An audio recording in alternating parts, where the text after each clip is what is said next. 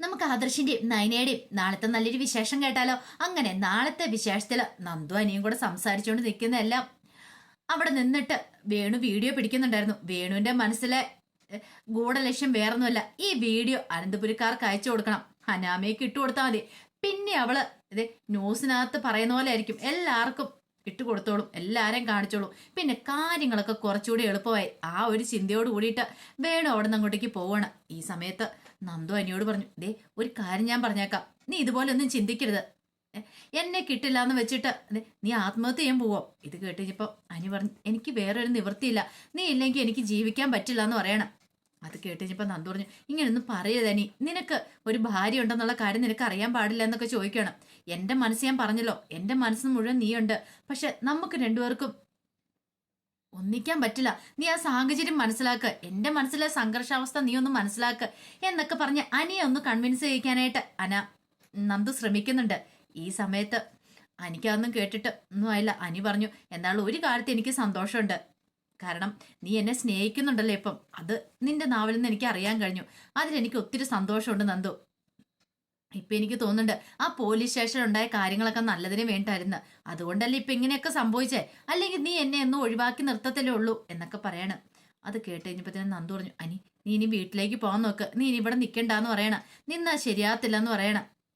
വീട്ടിൽ നിന്നെ എല്ലാവരും അന്വേഷിക്കുന്നുണ്ട്, എത്രയും പെട്ടെന്ന് തന്നെ വീട്ടിലേക്ക് പോകാൻ പറയണം. അപ്പോഴേക്കും അനി പറഞ്ഞു, ഞാൻ പോകാം, പക്ഷെ ഒരു കാര്യമുണ്ട്, നീ എനിക്കൊരു വാക്ക് തരണം. ഇത് കേട്ടപ്പോൾ നന്ദുവിന് പേടിയായി. എന്ത് വാക്ക് തരണം? നീ എന്നെ ഒരിക്കലും ഉപേക്ഷിക്കില്ലെന്ന്. അതെ, കാരണം എൻ്റെ ജീവിതത്തിൽ ഒരു പെണ്ണുണ്ടെങ്കിൽ അത് നീ മാത്രമേ ഉള്ളൂ. ഇനിയിപ്പോൾ അനാമിക എൻ്റെ ജീവിതത്തിൽ നിന്ന് പോയാലും എൻ്റെ ജീവിതത്തിലേക്ക് വേറൊരു പെണ്ണ് വരാൻ പോകുന്നില്ല, അവളെ എനിക്ക് ഭാര്യയായിട്ട് കാണാൻ സാധിക്കില്ല. എൻ്റെ ജീവിതത്തിൽ ഒരു പെണ്ണുണ്ടെങ്കിൽ നീ മാത്രമേ ഉള്ളൂ, അതുപോലെ തന്നെ നിന്റെ ജീവിതത്തിൽ ഞാൻ മാത്രം മതി നന്ദു എന്ന് പറയാണ്. നന്ദു ആകെപ്പാടെ പെട്ടുപോയി, എന്ത് ചെയ്യണമെന്ന് അറിയത്തില്ല. ഒരു വിധത്തിൽ അനി അങ്ങനെ പറഞ്ഞൊക്കെ ഒന്ന് സെറ്റാക്കി പറഞ്ഞു വിടുവാണ്. ആ സമയത്ത് വേണു എന്ത് ചെയ്തു? വേണു അപ്പം തന്നെ അനാമയ്ക്ക് വീഡിയോ അയച്ചു കൊടുക്കുന്നുണ്ട്. വീഡിയോ അയച്ചു കൊടുത്തിട്ട് പറഞ്ഞു, അത് മോളെ നീ നോക്ക്, ആ വീഡിയോ ഒന്ന് നോക്കാൻ പറയണം. വീഡിയോ എന്ത് വീഡിയോ വെച്ചാ? നീ അത് നോക്കിയിട്ട് പറ എങ്ങനെയുണ്ടെന്ന്. നിന്നെ കൊണ്ട് ചെയ്യാൻ പറ്റുന്നതൊക്കെ നീ മാക്സിമം ഇനിയിപ്പോൾ അനന്തപുരി ചെയ്തോ. ഇപ്പം പന്ത് നിന്റെ കോട്ടിലാണ് വന്ന് കിടക്കണേ, അതുകൊണ്ട് നിനക്ക് എന്ത് വെള്ളം ചെയ്യാന്ന് പറയണം. ഇത് കേട്ട് കഴിഞ്ഞപ്പോൾ അനാമികയോട് ശരിയാച്ചാന്ന് പറഞ്ഞ് കോള് കട്ട് ചെയ്യുവാണ്. കോള് കട്ട് ചെയ്തിട്ട് അനാമിക ആ വീഡിയോ എടുത്ത് നോക്കണം. നോക്കിക്കഴിഞ്ഞപ്പോഴത്തേനും അനാമിക ഞെട്ടിപ്പോയി. നന്ദു അനിയും കൂടെ കെട്ടിപ്പിടിക്കുന്നു. ഓഹോ, അപ്പൊ ഇങ്ങനെയാണ് കാര്യങ്ങൾ. ഇനിയിപ്പം നന്ദുവിന്റെ സ്ഥാനത്ത് വേറെ ആരാണെങ്കിലും അനാമിക്ക് കുഴപ്പമില്ല, പക്ഷെ നന്ദു ആയതുകൊണ്ട് അവളും അനിയും കൂടെ ഒരു കാരണവശാലും ഒന്നിക്കാൻ പാടില്ല എന്നൊരു ചിന്തയായിരുന്നു. പക്ഷെ ഈ പറയുന്ന അനാമയ്ക്ക് എന്തോ തോന്നിയ അവസരങ്ങളും കാണിക്കാം, ഏതവന്റെ മടിയിൽ പോയി കിടക്കാം, കെട്ടിപ്പിടിക്കാം, ഉമ്മ വെക്കാം, ഒരു കുഴപ്പമൊന്നുമില്ല. അതൊക്കെ വീഡിയോ സഹിതം അനി എടുത്ത കാര്യങ്ങളാണ്. പക്ഷേങ്കില് ഇപ്പൊ ഇവരൊന്ന് കെട്ടിപ്പിടിക്കുന്ന കണ്ടപ്പത്തേനും അനാമികയുടെ സദാചാര ബോധം കൊണ്ട് ഉണർന്നു. എന്ത് ദയത്തിലാ കണ്ടില്ലേ എന്നൊക്കെ പറഞ്ഞുകൊണ്ട് അനാമ ഇങ്ങനെ മനസ്സിൽ പറയാ. പക്ഷേങ്കിൽ അനാമയ്ക്ക് അതോടൊപ്പം തന്നെ ഒരു സന്തോഷം തോന്നി. കാരണം വേറൊന്നുമല്ല, ഒരവസരമാണ് കിട്ടിയിരിക്കുന്നത്, വീണ് കിട്ടിയിരിക്കുന്നത്. ഇത് മാക്സിമം മുതലാക്കണം. കാരണം ഇതാണ് തൻ്റെ തുറുപ്പുചീട്ട്. ഇത് വെച്ച് വേണം തനിക്ക് അനന്തപുരിയിൽ ഒരു കളി കളിക്കാനായിട്ട്, അനന്തപുരിയിൽ ഒരു പിടി പിടിക്കാനായിട്ട്. ഇത് നല്ലൊരു അവസരമാണ് ഈ വീഡിയോ. പിന്നീട് അനാമിക നേരെ ആ വീഡിയോ ആയിട്ട് അങ്ങോട്ട് പുറത്തേക്ക് ഇറങ്ങുമ്പോഴത്തേനാണ് ജലജ അങ്ങോട്ടേക്ക് വരുന്നത്. ജലജ വന്നു കഴിഞ്ഞപ്പോഴത്തേനും അനാമിക ആ വീഡിയോ കാണിക്കണം. അപ്പച്ചിന്ന് നോക്കാനും പറഞ്ഞിട്ട് എന്താ അനാമികയെന്ന് ചോദിക്കണം. ആ വീഡിയോ കണ്ടു കഴിഞ്ഞപ്പോഴത്തേനും ഒരു നിമിഷം ജലജ ഞെട്ടിപ്പോയി. ഇതോ? ഞാൻ അപ്പോഴേ പറഞ്ഞില്ലേ, ആ നന്ദുവിന്റെ പിന്നാലെ ആയിരിക്കും അനി, നന്ദു അനി ഒരുമിച്ചായിരിക്കുന്നു. ഇപ്പൊ എങ്ങനെയുണ്ട്? ഞാൻ പറഞ്ഞ ആർക്കും വിശ്വാസം വന്നില്ല, കണ്ടില്ലേ എന്ന് ചോദിക്കണം. എന്നാലും ഇത് കുറെ കഷ്ടമുണ്ട് കേട്ടോ. ഇത് കണ്ടു കഴിഞ്ഞപ്പോ ജലജയ്ക്ക് ഭയങ്കര സന്തോഷം, ഒന്ന് തുള്ളിച്ചാടാൻ തോന്നി. കാരണം അടിക്കാനായിട്ട് ഒരു വടി കിട്ടിയല്ലോ, ഇനിയിപ്പൊ കാര്യങ്ങൾ കുറച്ചുകൂടി എളുപ്പമാവും എന്നൊരു ചിന്തയായിരുന്നു മനസ്സറിയുണ്ടായിരുന്നേ. പിന്നീട് അനാമയോട് മോളെ ഞാൻ അപ്പോഴേ പറഞ്ഞില്ലേ സൂക്ഷിക്കണമെന്ന്, ഇപ്പൊ എങ്ങനെ ഇരിക്കുന്നു? മണ്ണും ചാരിയുന്നോ പെണ്ണും കൊണ്ട് പോയെന്ന അവസ്ഥയായി പോയില്ലേ, നിന്റെ പിടിപ്പുകേട ഉണ്ടല്ലേ എന്നൊക്കെ ചോദിക്കണം. അപ്പോഴേക്കും അനാമിക ഭയങ്കര പാവത്തോ അഭിനയിച്ച് അങ്ങോട്ട് പറഞ്ഞു, എനിക്ക് എന്ത് ചെയ്യാൻ പറ്റുമോ അപ്പച്ചി? എനിക്ക് അവനെ പിടിച്ച് കെട്ടിയിടാൻ പറ്റുമോ? ഇല്ലല്ലോ, എന്നോട് അവന് ഒരു സ്നേഹവും ഇല്ല. എന്നിട്ടോ എന്നെ കുറ്റപ്പെടുത്താൻ മാത്രമേ ഈ പറയുന്ന വല്യമ്മയ്ക്കും എല്ലാവർക്കും സമയമുള്ളൂ. അവനിങ്ങനെ തോന്നിയാസം നടക്കുന്നതിനൊന്നും ഒരു കുഴപ്പമില്ലെന്നൊക്കെ പറയണം. പിന്നീട് അനാമികയുടെ മുറിയിലേക്ക് അങ്ങോട്ട് പോയി. ആ സമയം ജലജ എന്ത് ചെയ്യാണ്? നേരെ അജയന്റെ അടുത്തേക്കാണ് പോകുന്നത്. അജയന്റെ അടുത്ത് എന്നിട്ട് പറഞ്ഞു, എൻ്റെ അജയ, എന്നാലും ഇത് കുറച്ച് കഷ്ടോട്ടോ എന്ന് പറയണ. എന്ത്? അല്ല അനി കാണിച്ചോണ്ടിരിക്കുന്നത്. അനി എന്ത് കാണിച്ചെന്നാ പറഞ്ഞേ? അപ്പൊ കാര്യങ്ങളൊന്നും കണ്ടില്ലല്ലേ? അനാമിക മോളുടെ ഫോണിനകത്ത് വീഡിയോ ഉണ്ട്, ഇപ്പൊ തന്നെ അവൾ എനിക്ക് സെൻഡ് ചെയ്ത് തരും, കാണിക്കാന്ന് പറയണം. അങ്ങനെ ജലജയുടെ ഫോണിലേക്ക് വീഡിയോ വന്നു. ജലജ അത് അജയനെ കാണിച്ചു. അജയനും ഞെട്ടിപ്പോയി. അജയന് ഇത്ര പ്രതീക്ഷിച്ച കാര്യമില്ല. ഇത് കുറെ കഷ്ടമാ അല്ലൊന്ന് ഓർത്തു നോക്കിയേ. കല്യാണം കഴിഞ്ഞല്ലേ അനിയുടെ, എന്നിട്ടോ ഒരു അന്യ പെൺകുട്ടിയായിട്ട് പോയി ഇങ്ങനെ കെട്ടിപ്പിടിച്ചിരിക്കുന്നത് ശരിയാണോ? അത് ക്ഷേത്രത്തിന്റെ അടുത്ത് പോയിട്ട്. ഞാൻ പറയുമ്പോൾ നിങ്ങൾക്ക് എല്ലാവർക്കും കുറ്റമായിട്ട് തോന്നും. അജയേട്ടാ, മോനെ പറഞ്ഞ് മര്യാദയ്ക്ക് നിർത്തിയില്ലെങ്കിൽ ഇത് ഇവിടെ ഒന്നും നിൽക്കത്തില്ല എന്ന് പറയണം. ഇനി അനാമയെങ്ങാനും കൊണ്ടേ വല്ല കേസ് ഫയൽ ചെയ്തിട്ടുണ്ട് അതോടുകൂടി തീർന്നൊക്കെ പറയണം. അത് കേട്ട് കഴിഞ്ഞപ്പോഴത്തേനും അജയൻ എന്ത് ചെയ്യണം നടത്തില്ല. കാരണം അജയൻ ഉത്തരം മുട്ടിപ്പോയി. പിന്നീട് അജയൻ ഒന്നും മിണ്ടാതെ കൂടെ പോവാണ്. ജലജയ്ക്ക് ഭയങ്കര സന്തോഷമായി. ഓ, രക്ഷപ്പെട്ടു. അങ്ങനെ താൻ ഉദ്ദേശിച്ച പോലെയൊക്കെ കാര്യങ്ങളൊക്കെ നീങ്ങുന്നുണ്ട് എന്നൊരു ചിന്തയായിരുന്നു.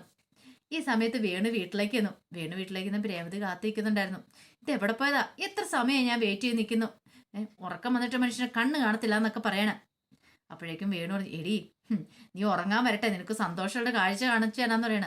സന്തോഷമുള്ളൊരു കാഴ്ചയോ? ഇങ്ങോട്ട് നോക്കാൻ പറഞ്ഞോണ്ട് രേവതി അതങ്ങോട്ട് കാണിച്ചു കൊടുക്കുവാണ്. രേവതി ഇത് കണ്ട പറഞ്ഞു, അയ്യോ ഇനിയിപ്പോ എന്ത് ചെയ്യുമെന്ന് ചോദിക്കാം. എടി, നമ്മുടെ മോൾക്ക് കിട്ടിയിരിക്കുന്ന ഒരു സുവർണ അവസരമല്ലേ വീണ് കിട്ടിയിരിക്കുന്നേ. ഇതേ പിടിച്ച് അവള് കയറിക്കോളും. ഇത് അവൾക്കൊരു തുറുപ്പ് ചീട്ടാടി. ഇനി ഇപ്പം പേടിക്കൊന്നും വേണ്ട. അവൾ ഇത് വെച്ച് വാദിച്ച് ജയിച്ചോളൂ അവിടെ. ഇനിയിപ്പം നമ്മുടെ മോളുടെ ഭാഗത്ത് എന്ത് തെറ്റുണ്ടെങ്കിലും അവർക്കൊന്നും അത് ക്ഷമിക്കാതിരിക്കാൻ പറ്റില്ല. കാരണം ഈ വീഡിയോ തന്നെ തെളിവാണല്ലോ, അതിന് നടക്കുന്നതിന് ഒരു തെളിവാണല്ലോ എന്ന് പറയണ.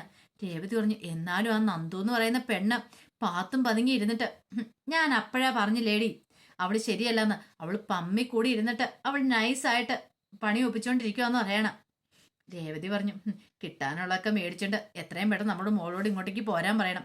അല്ലെങ്കിൽ അവള് അവനോടൊപ്പം ജീവിക്കും തോന്നുന്നുണ്ടോ? ഒരിക്കലും ഇല്ലാന്ന് പറയണം. ആ സമയം വേണു പറഞ്ഞു, അതൊക്കെ ശരി തന്നെയാ, പക്ഷെ ഒരു കാര്യമുണ്ട്. എത്ര നാളെന്ന് വെച്ചാൽ ഇങ്ങനെ മുന്നോട്ട് പോകുന്നേ? അവൾക്കൊരു ജീവിതം വേണ്ടേ? അവളുടെ ജീവിതം അവൾ എന്താണെന്ന് തെരഞ്ഞെടുത്ത് കഴിഞ്ഞു.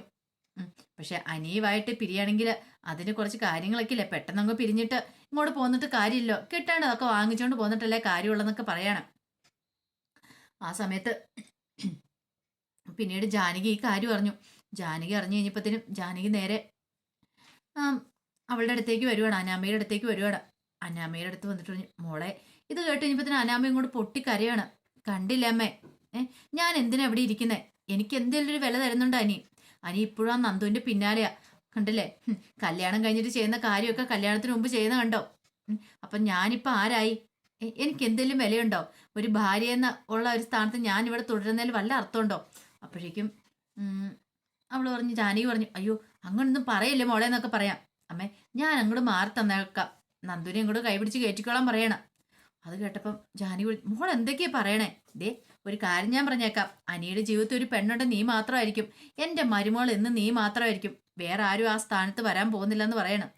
ആ സമയം അനാമിക ഉള്ളിൽ ചിരിക്കുക, പക്ഷെ പുറമെ നല്ല അഭിനയമാണ് കാഴ്ചവെക്കുന്നത്. ഓസ്കാർ അവാർഡ് കിട്ടുന്ന അഭിനയം കാഴ്ചവെക്കുകയാണ്. എന്നിട്ട് പറഞ്ഞു, എന്നാലും ഞാൻ ഇത്രയ്ക്കൊന്നും അനിയന്ന് പ്രതീക്ഷിച്ചില്ല. എന്നെ ഇഷ്ടമില്ലെന്ന് പറഞ്ഞു നടന്നാലും ഉള്ളിൻ്റെ ഉള്ളിൽ ഇഷ്ടമുണ്ടെന്ന് കരുതി. പക്ഷെ നന്ദുവായിട്ട് ഇത്ര അടുപ്പത്തിലാന്ന് എനിക്ക് അറിയില്ലായിരുന്നു.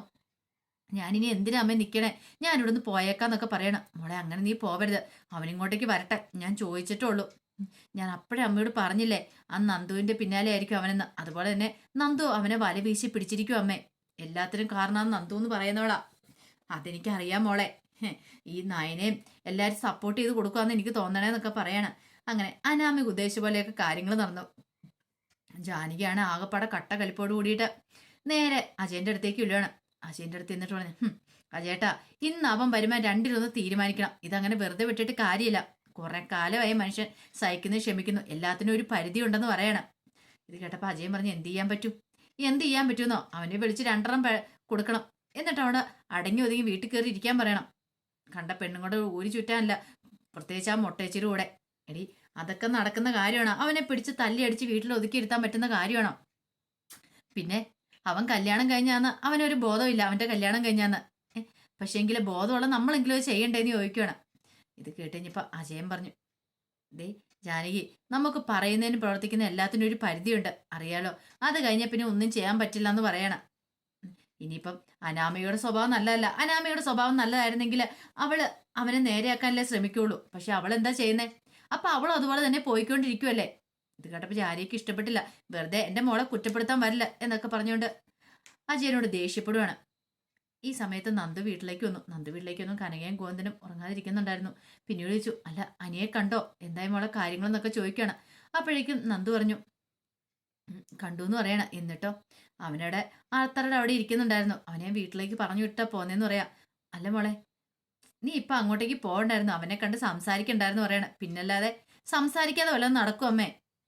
ഞാൻ കാരണമല്ലേ അവൻ അങ്ങനെ പോയത്, പിന്നെ എന്റെ ഉത്തരവാദിത്വം അല്ലേ എന്നൊക്കെ ചോദിക്കണം. അത് കേട്ട് കഴിഞ്ഞപ്പോഴത്തേനും കനയ്ക്ക് എന്തേലും മറുപടി പറയാൻ നടത്തില്ല. ഗോവിന്ദൻ പറഞ്ഞു, മോളെ നിനക്കറിയാലോ അവന്റെ കല്യാണം കഴിഞ്ഞാണ്, അതുകൊണ്ടാണ് ഞങ്ങൾക്ക് ഇത്ര ബുദ്ധിമുട്ട്. ഒരു കാരണവശാലും ഇനിയിപ്പം നീയും അവനും തമ്മിൽ ഒന്നിക്കാനായിട്ട് പോകുന്നില്ല. വെറുതെ മനസ്സിൽ ഓരോ പ്രതീക്ഷകളൊന്നും കൊണ്ടു നടക്കണ്ടെന്ന് പറയാണ്. ആ സമയം നന്ദു പറഞ്ഞു, ഇനിയിപ്പോൾ എന്തൊക്കെ പറഞ്ഞു പറഞ്ഞാലും അവനൊരു ആപത്തുണ്ടായെന്ന് അറിഞ്ഞിട്ടുണ്ടെങ്കിൽ എനിക്ക് പോകാതിരിക്കാൻ പറ്റില്ല അച്ഛാ. അതിപ്പോൾ എത്ര എന്താന്ന് പറഞ്ഞാലും ശരി, ഞാൻ പോകുമെന്ന് പറഞ്ഞിട്ട് നന്ദു അങ്ങോട്ട് കയറിപ്പോയി. കനയ്ക്കും ഗോവിന്ദനും ഒരു മറുപടി ഇല്ലായിരുന്നു. എന്ത് പറയാനാ, ഒന്നും പറയാൻ പറ്റില്ല. ഈ സമയത്ത് നയനയുടെ ഫോണിലേക്ക് ആ വീഡിയോ വരുവാണ്. അത് ഇട്ട് കൊടുക്കുന്ന വേറെ ആരുമല്ല, ജലജ ഇട്ട് കൊടുക്കുന്നേ. അങ്ങനെ നയനെ ആ വീഡിയോ ഓപ്പൺ ചെയ്ത് നോക്കുമ്പോഴത്തേനും നന്ദു അനിയും കൂടെ നിൽക്കുന്നു. പിന്നീട് അനി വന്ന് നന്ദുവിനെ കെട്ടിപ്പിടിക്കുന്നു. ഇതെല്ലാം കണ്ടു കഴിഞ്ഞപ്പോഴത്തേനും നയനെ ഞെട്ടിപ്പോയി. പെട്ടെന്ന് ആദർശനോട് പറഞ്ഞു, ആദർശേട്ടാ ഇത് നോക്കാൻ പറയാണ്. ആദർശം നോക്കി. ആദർശോട്, ദൈവമേ ഇവനിത് എന്ത് ഭാവിച്ചാന്ന് ചോദിക്കും. എനിക്കറിയില്ല, ഇനി ഇത് മതി അടുത്ത പ്രശ്നം ഉണ്ടാവാനായിട്ട് ഈ വീട്ടില്. ഇനിയിപ്പോൾ ഇത് വെച്ചായിരിക്കും അനാമയെ കളിക്കാനായിട്ട് പോകുന്നത്. ഒരു പ്രശ്നത്തിന് വേണ്ടി അവൾ കാത്തിരിക്കുമായിരുന്നുള്ളൂ എന്ന് പറയണം. ആദർശം പറഞ്ഞു, അത് ശരി തന്നെയാ. എനിക്ക് ഒരു കാര്യം തോന്നുന്നുണ്ട് നയനെ, ഇങ്ങനെ പോയിട്ടാണ് അധികം വൈകാതെ അനിയും നന്ദുവും തമ്മിൽ ഒന്നാവും. നമ്മളിപ്പോൾ എന്തൊക്കെ ചെയ്യുന്നു പറഞ്ഞാലും അവർ തമ്മിൽ ഒന്നാകാനാ ദൈവതെങ്കിൽ അത് അങ്ങനെ തന്നെ നടക്കും. നമുക്കൊന്നും ചെയ്യാൻ പറ്റില്ലെന്ന് പറയണം. അപ്പോഴേക്കും നയന പറഞ്ഞു, ആദർശേട്ടാ അത് ഒന്നും പറഞ്ഞിട്ട് കാര്യമില്ല എന്ന് പറയണം. കാരണം ആർക്കും ഒന്നും പറയാൻ പറ്റുന്നില്ല. അനാമികയുടെ സ്വഭാവം അറിയാവുന്നവർക്ക് അനിയെ എതിർക്കാനും അതങ്ങനെ ശക്തമായിട്ട് എതിർക്കാനും പറ്റുന്നില്ല. അപ്പൊ അതിന്റെ വിശേഷങ്ങളൊക്കെയാണ് കാണുന്നത്. ഇനിയിപ്പോൾ ബാക്കി എല്ലാവരും കൂടെ വീട്ടിലറിഞ്ഞോ അല്ലെങ്കിൽ മൂർത്തി മുത്തശ്ശനൊക്കെ അറിഞ്ഞോ എന്താ സംഭവിക്കുന്ന അറിയത്തില്ല. അപ്പൊ അതിന്റെ വിശേഷങ്ങളൊക്കെ നമുക്ക് എല്ലാവർക്കും കാത്തിരിക്കാം കേട്ടോ. ഇനിയിപ്പോൾ അനാമിക എന്തൊക്കെ ചാടി തുള്ളി എന്ന് പറഞ്ഞാലും അനാമികയ്ക്ക് ഇനി ആ വീട്ടിലൊരു സ്ഥാനവും കിട്ടാൻ പോകുന്നില്ല. അത് മാത്രമല്ല ദേവേനെ എനിക്ക് എന്താളും ഫുൾ സപ്പോർട്ടായിട്ട് നിൽക്കുകയും ചെയ്യും. അങ്ങനെ വന്നിട്ടുണ്ടെങ്കിൽ അനാമി ആ വീട്ടിൽ നിന്ന് ഇറങ്ങേണ്ടതായിട്ട് വരും. അപ്പൊ അതിന്റെ വിശേഷങ്ങളൊക്കെ നമുക്ക് എല്ലാവർക്കും കാത്തിരിക്കാം കേട്ടോ. ഒരിക്കൽ കൂടി എല്ലാവർക്കും ശുഭരാത്രി നേർന്നുകൊണ്ട് നിർത്തുന്നു.